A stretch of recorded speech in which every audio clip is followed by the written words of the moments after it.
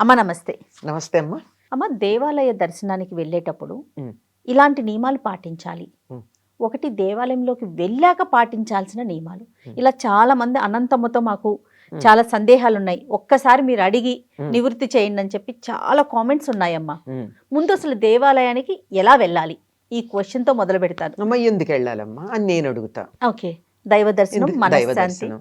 దైవ దర్శనం అంటే మనకన్నా ఎక్కువ శక్తి ఉన్న చోటు దైవం ఉన్నాడని, దైవం ఉన్న చోటు శక్తివంతమైందని నమ్మి కదా పెడుతున్నాం. 100% మిగిలిన ప్రదేశాల కన్నా అక్కడికి వెడితే మనకి మేలు జరుగుతుందని కదా పెడుతున్నాం.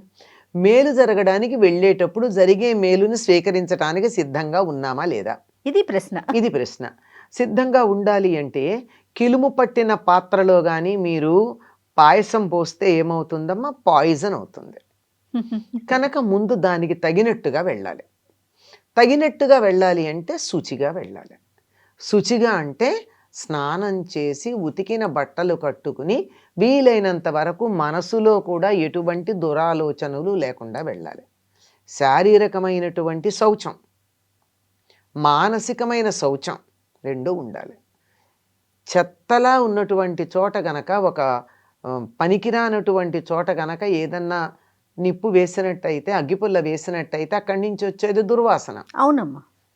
అదే గాని సాంబ్రాణి లాంటిది అయినట్టయితే సువాసన. సువాసన. మన మనస్సులో మనం సాంబ్రాణి లేక చందనం లాంటిది పెట్టుకు వెళ్ళామా? పచ్చకర్పూరం లాంటిది పెట్టుకెళ్ళామా? లేకపోతే దుర్వాసన వచ్చేది పెట్టుకెళ్ళామా అన్నదాన్ని బట్టి అక్కడికి వెళ్ళినప్పుడు వచ్చే దైవీ శక్తి ఏ విధంగా మన మీద ప్రభావం చూపిస్తుందో అర్థమవుతుంది. అయిపోయింది కదా. అంతేనమ్మా. అంచేత చక్కగా స్నానం చేయాలి. కొత్త బట్టలు వేసుకోవాలన్న నియమం లేదు. చాలామంది అడుగుతారు, మేము తలంటి పోసుకుని వెళ్ళాలా? అవునమ్మా. అవసరం లేదు. స్త్రీ పురుషులిద్దరికీ కూడాను. మగవాళ్ళు రోజు తల మీద పోసుకోవాలని ఒక సిద్ధాంతం ఉంది. ఆడవాళ్ళు ముఖ్యంగా ముత్తైదువలు ప్రతిరోజు అభ్యంగన స్నానం చేయకూడదు. అభ్యంగన స్నానం అంటే తలకి నూనె అంటుకుని రాసుకోవాలే తప్ప ఒట్టిగా తల మీద నీళ్లు పోసుకోవడం తప్పు. రెండిటికి తేడా ఉందమ్మా, తలంటుకి తల స్నానానికి. అవునమ్మా. కనుక తలంటుకుని వెడితే వెళ్ళొచ్చు, వెళ్ళి తీరాలని నియమం ఏం లేదు. ప్రేక్షకుల కోసం మరొకసారి తలంటూ అంటే నూనె రాసుకొని తలకి పోసుకోవడం. తల స్నానం అంటే ఉన్నది ఉన్నట్టుగా పోసుకోండి. దుర్వార్త విన్నామనుకో తల స్నానం చేసేస్తాం కదా. అవును. అప్పుడు తలకి నూనె రాసుకుని చెయ్యంగా. అవునమ్మా. అంటే ఇది తల స్నానం ఎప్పుడు చేస్తామో తలంటి ఎప్పుడు పోసుకుంటామో మనకు అర్థమైపోయింది. అంతే. చక్కగా పోసుకుంటే పోసుకోవచ్చు, తలంటి పోసుకుంటే పోసుకోవచ్చు, కానీ పోసుకోవాలన్న నియమం అయితే లేదు. శుచిగా స్నానం చేసి ఉతికిన బట్టలు, కొత్త బట్టలు కట్టుకోవాలి, పట్టు బట్టలు కట్టుకోవాలి, ఇలాంటి నియమాలు కూడా ఏం లేవు. ఉతికినటువంటి బట్టలు కట్టుకుని చక్కగా దేవాలయానికి వెళ్ళాలి. సాధారణంగా కొంతమంది అయితే దగ్గరలో ఉంటే చెప్పులు వేసుకోకుండా పెడతారు ఇంటి నుంచి. కానీ దూరం ఉంటే చెప్పులు వేసుకుంటాం, బయట వదిలేస్తాం. చెప్పులు వేసుకున్నా వేసుకోకపోయినా దేవాలయంలోకి అడుగు పెడుతూ కాళ్ళు కడుక్కుని వెళ్ళాలి. ఎక్కువ దేవాలయాల్లో మనకి బయట అవకాశం ఉంటుంది, కాళ్ళు కడుక్కునే అవకాశం. అవునమ్మా. బయట నుంచి వచ్చేటటువంటి మట్టి, మలినం, దుమ్ము, దుట్ర ఆలయం మనం తొడవకపోగా చెత్త తీసుకెడతామా? అదే కదా. వెళ్ళిన తర్వాత ధ్వజస్తంభం నుండి మూల విరాట్ ఉండే గర్భగుడి దాకా 3 సార్లు ప్రదక్షిణం చేస్తారు. ధ్వజస్తంభం కూడా ఇంక్లూడ్ అవుతుంది అందులో. ప్రదక్షిణ ధ్వజస్తంభంతో పాటుగా తిరగాలి. ధ్వజస్తంభం వదిలేసి తిరుగుతారు అని చెప్తారు చాలా మంది. దాంతో పాటు తిరగాలి. అమ్మ ముందుగా ధ్వజస్తంభానికి మనం నమస్కారం చేసుకొని మొదలు పెట్టాలా? అంతే కదా. నమస్కారం చేసుకోవచ్చు, చెయ్యాలమ్మా. ఎందుకంటే అసలు ఆలయంలోకి వెడుతూనే నమస్కారం ముద్రతో పెడుతూ ఉంటాం. అన్ని పక్కల చాలా దేవాలయాల్లో అన్ని పక్కల అనేకమైన దేవతామూర్తుల్ని పెడతారు. అవును. అక్కడక్కడ ద్వారపాలకులు ఉంటారు, వాహనాలు ఉంటాయి. వీరందరూ కూడా మనకన్నా పుణ్యాత్ములే కదా. అవును కదా. లేకపోతే సమీపంలో ఎలా ఉంటారు? కనుక నమస్కారం చేస్తూ ఆలయం చుట్టూతా 3 సార్లు ప్రదక్షిణం చేసి అప్పుడు దేవాలయంలోకి వెళ్ళి స్వామిని దర్శించుకోవాలి. ఈ స్నానం చేయడంతో పాటుగా గుర్తుంచుకోవాల్సింది ఏమిటంటేనమ్మా, ఆలయంలోకి వెళ్ళేటప్పుడు జుట్టు విరబోసుకుని వెళ్ళకూడదు. ఇది ప్రధానం. నాది పెద్ద తలమ్మ, చాలా జుట్టు ఎక్కువ ఉంది, ఒత్తుగా ఉంది, తలంటు పోసుకున్నాను, ఆరలేదు, జ్వరం వస్తుంది తడిగా ఉంటే అంటే వదులుగా వేసుకో, కనీసం చివరి ముడి పెట్టుకో, చివళ్ళు బయట పడకూడదు. మొదలు ఎలా అన్నా ఉండని, ఇక్కడ వదులుగా కనపడచ్చు, కానీ చివళ్ళు మాత్రం ముడి ఉండాలి. ముడి లేకుండా ఉండదు. తప్పనిసరిగా చాలా మంది అనుకుంటారు కేరళ వాళ్ళు చూడండి జుట్టు విరబోసుకుంటారని, వాళ్ళు ఏం విరబోసుకోరమ్మా, వాళ్ళ చివళ్ళు ముడిలో ఉంటుంది. ఉంటాయి. ఆ చివరి మూడు ఉందన్న సంగతి మర్చిపోతాం మనం, ఈ ముందు నుంచి చాలా కనపడుతోంది లూజ్గా కనుక కనిపిస్తుంది. వాళ్ళు జుట్టు వదిలేసుకున్నారు అనుకుంటారు. కనుక జుట్టు విరబోసుకుని వెళ్ళకూడదు. ఎవరు విరబోసుకుంటారు జుట్టు? రాక్షసులు. మనం రాక్షసులం కాదు కదా, కాదు కదా. అవునమ్మా. సరే, ఇంకా దాని సంగతి ఎందుకు విరబోసుకోకూడదు తర్వాత చెప్పుకుందాం. జడ వేసుకోవాలి. ఈ చాలామంది తల్లో పూలు పెట్టుకుని ముఖాన బొట్టు పెట్టుకుని కూడా పెడతారమ్మా, తప్పేం లేదు. అసలు ముఖాన బొట్టు ఉండాలి తప్పనిసరిగా. అవును. అది ఆడా మగ అన్న తేడా లేదమ్మా, అందరి ముఖాన బొట్టు ఉండాలి. మగవాళ్ళు కూడా జుట్టు పెంచుకునే వాళ్ళు, పిలక ఉన్న వాళ్ళు ఉంటారు, వాళ్ళు కూడా విరబోసుకోకూడదు. వాళ్ళు కూడా పిలకని కానీ జుట్టుని కానీ ముడి వేసుకోవాల్సిందే, కట్టుకునే వెళ్ళాలి అంతే, కొట్టుకుని వెళ్ళవలసిందే. అమ్మా ఇది తప్పనిసరి అయినటువంటి నియమం అమ్మ. వస్త్రధారణతో పాటు కట్టు, బొట్టు, జుట్టు మూడు ప్రధానం. ఈ మూడు నియమాలు పాటించిన తర్వాత ప్రదక్షిణం చేసి ద్వారపాలకులకు కూడా నమస్కారం చేయాలి. మనకి ద్వారపాలకుల గురించి అంత సాధారణంగా ఎక్కువ మందికి ఐడియా ఉండదు. గడపకి నమస్కారం చేస్తాం, దానికి చేసినా పర్వాలేదు. తెలిస్తే ద్వారపాలకులకు కూడా చేయాలి. వాళ్ళు కూడా ఏ దేవాలయంలో ద్వారపాలకులు ఉంటారో వాళ్ళు సాక్షాత్తు ఆ దైవాన్ని పూజించి ధ్యానం చేసి ఆ రూపాన్ని పొందిన వాళ్ళు అయి ఉంటారు. వారి దగ్గర సాన్నిధ్యం ఎంత గొప్పమ్మా. మన వాళ్ళు అంటూ ఉంటారు, మేము సేవకి వెళ్ళామమ్మా తిరుపతి, కానీ మాకు లోపల గుళ్ళో ఇవ్వలేదమ్మా సేవ, బయట ఇచ్చారమ్మా అంటారు. కొంతమంది అంటారు, మేము ఎంత అదృష్టమోనమ్మా, స్వామి మమ్మల్ని కరుణించాడు, లోపల ఇచ్చారమ్మా మాకు, దగ్గరగా మేము చాలా శివస్వామి దగ్గర ఉన్నాం. ఇట్లా ఒకరోజు 2 గంటలో ఉండడానికే అంత అదృష్టం అనుకుంటే, నిరంతరం స్వామి యొక్క ద్వారపాలకులుగా ఉండాలంటే ఎంత పుణ్యాత్ములై ఉండాలి. కనుక వారికి నమస్కరించుకోవాలి. నమస్కరించుకున్న తర్వాత లోపలికి వెళ్ళి స్వామివారి దర్శనం చేసుకునేటప్పుడు అందరూ కళ్ళు మూసుకుంటారు. మూసుకోకండి, కళ్ళు తెరిచి స్వామి అమ్మవారు ఎవరైనా సరే రూపాన్ని చూసి హృదయంలో ప్రతిష్ఠించుకోండి. యువతలకు వస్తూ కళ్ళు మూసుకోండి, మళ్ళీ ఆ రూపం బయటికి రాకుండా. అంతేగాని ఎదురుగా కళ్ళు మూసుకుని దండం పెట్టుకుని బయటకు వచ్చాయో రూపం ఎట్లా ఉందో నాకు గుర్తు లేదు అని అంటూ ఉంటాం. అమ్మవారికి ఏ రంగు చీర కట్టారు అంటే చెప్పేవాళ్ళు చాలా మంది ఉంటారు, కళ్ళు మూసుకుని దండం పెట్టుకుంటారు. అంటే మనకి లోపల ఏమేమి అనుకుంటున్నాము, ఏమేమి అంటే అమ్మ నాకు ఇది కావాలి, అది కావాలి, ఇది జరగాలి, అది జరగాలి, కళ్ళు మూసుకుంటే అలా అంటే డైరెక్ట్ గా స్వామికి చెప్పాము అనే ఒక భావన ఉంటుంది. కాదమ్మా, కళ్ళు మూసుకుంటే రూపాన్ని ఎక్కడ చూసి ఇంట్లో చూడొచ్చుగా, ఇంట్లోనే ఉండొచ్చు కదా.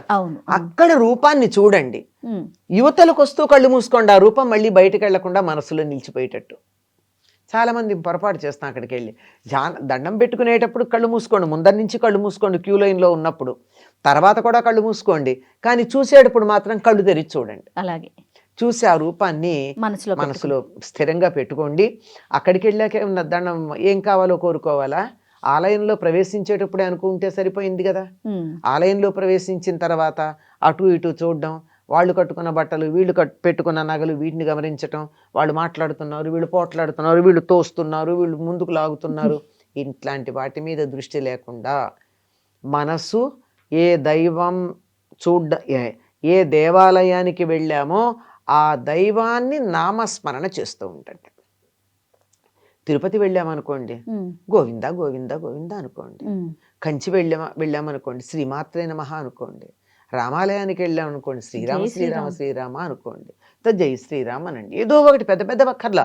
శివాలయానికి వెళితే నమశివాయ అనుకోండి.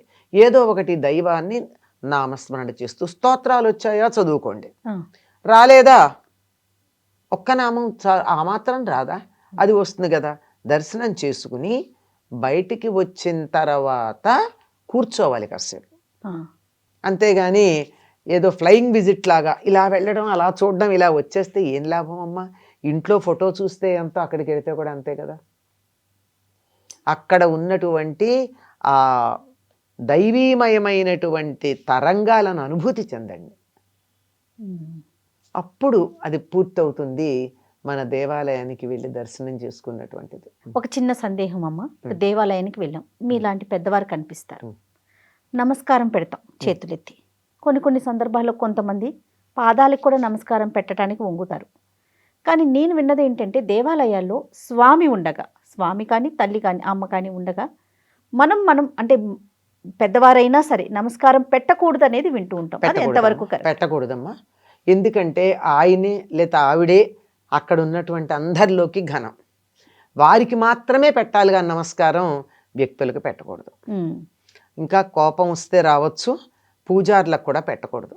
పూజారులకు కూడా పెట్టకూడదు.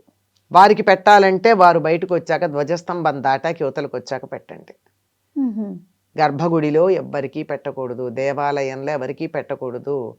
నమస్కారం ఒకళ్ళకొకళ్ళు చేసుకోవాలనుకుంటే ఆ ధ్వజస్తంభం దాటి యువతలకు వచ్చాక చేసుకోవాలి. ఎవ్వరికీ నమస్కారం. యజ్ఞశాలల్లో దేవాలయాల్లో వ్యక్తులకు నమస్కారము చెయ్యరాదు. తిరిగేలేదు, ఇంకా తిరిగే లేదంటే లేదు, అంతే. తర్వాత దేవాలయ దర్శనం తర్వాత డైరెక్ట్గా మన ఇంటికే వెళ్ళాలి, ఇంకా వేరే వారికి ఏదైనా అవసరం పడినా కూడా వెళ్ళకూడదు అనేది కూడా వింటూ ఉంటాం. అమ్మా, ఆ పుణ్యమంతా మా ఇంటికే రావాలనేటటువంటి ఆశ, అంతే. అంతకన్నా ఇంకేం వస్తే మనకే వస్తుందని, ఆ దేవాలయానికి వెళ్ళొస్తే ఏదో పుణ్యం వస్తుందని కదా ఆశ. పుణ్యం మీద కూడా విపరీతమైన లోభబుద్ధి. అమ్మో, నేను మీ ఇంటికి వస్తే దేవాలయం యొక్క ఫలం అంతా ఏదన్నా నాకు వైబ్రేషన్స్ నాకుండి నీకు వచ్చేస్తే ఎట్లా, నాకు రావాలి కదా. అంతే తప్ప వేరే ఏం లేదు. ఏమీ కాదమ్మా, వెళ్ళవచ్చు. ఎన్నో సందర్భాల్లో మన భాగ్యనగరం లాంటి చోట్ల ఇంట్లో బయలుదేరతాం, దారిలో గుడికి వెళ్తాం, ఆఫీస్కి వెళ్తాం, వెళ్ళకుండా మళ్ళీ ఇంటికి వెళ్ళాలి అంటే ఇంకో 2 గంటల సమయం వృధా కదా. అలాంటి ఇది ఆలోచించి గుడికి వెళ్ళని వాళ్ళు చాలా మంది ఉన్నారు. ఎంత భయంకరమైనటువంటి పరిస్థితి అమ్మా. ఇది ఆలోచించి ఇంకా ఆలయాలకు వెళ్ళట్లేదు. ఆలయాలకు వెళ్ళట్లా. ఏమైంది, మన ఆఫీస్ పోని నీ నమ్మకమే వాస్తవం అనుకుందాం, మన ఆఫీస్కి మేలు దొరుకుతుంది, ఏమైంది? అంతే కదా, అందులో నేను కూడా ఉన్నాగా. రైట్ అమ్మా, చాలా సంతోషం అమ్మా, నమస్తే. And for more videos, please subscribe to iDream. Please subscribe to iDream. Please subscribe iDream. And please subscribe to iDream. For more videos, subscribe to iDream. please like, share and subscribe to the channel. Congratulations, iDream. Subscribe to iDream. Subscribe to iDream. So subscribe to iDream Media. iDream ki iDream team andarki huge congratulations. Please subscribe iDream Media. Please subscribe to iDream. Subscribe iDream. Please subscribe to iDream. iDream అంటే నా కళల ఛానల్ను subscribe చేసుకున్న నోరు తిరుగుతలేదు, మీరైతే గంట గుర్తు కొట్టండి. For more such videos, please subscribe to iDream. Subscribe to iDream. Please subscribe to iDream. Please subscribe iDream Media. Please do subscribe to iDream. Please subscribe to iDream Media. For best entertainment and information, please subscribe iDream. And don't forget to subscribe to iDream.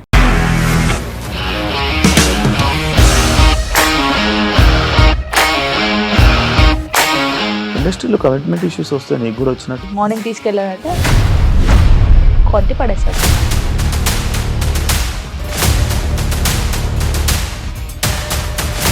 ఒక్కళ్ళు కూడా చూడలేదు ఈ cinema అని చెప్పడానికి కూడా చాలా ధైర్యం కావాలి. అది నిజం కదా, దాంట్లో ధైర్యం ఏంటి? ఇది నెక్స్ట్ డే ప్లేట్ మార్చేస్తే తప్పు కదా. As of now we are comfortable this అని నేను అనుకుంటున్నాను. రష్మిక గారిది మీది ఒకే ఊరు అంట కదా. నీకు కోపం వచ్చిందంటే బాగా తిట్టేత్తరా? తిట్టేద్దామండి. నిజంగా గేమ్ ని ఎలా చేంజ్ చేయగలిగారు? ఏపీఎస్ఎఫ్సి వాళ్ళకి 6 నెలల్లో నేను 6 లక్షలు కట్టా. బిజినెస్ చేయాలనుకుంటే it is as difficult as riding a tiger.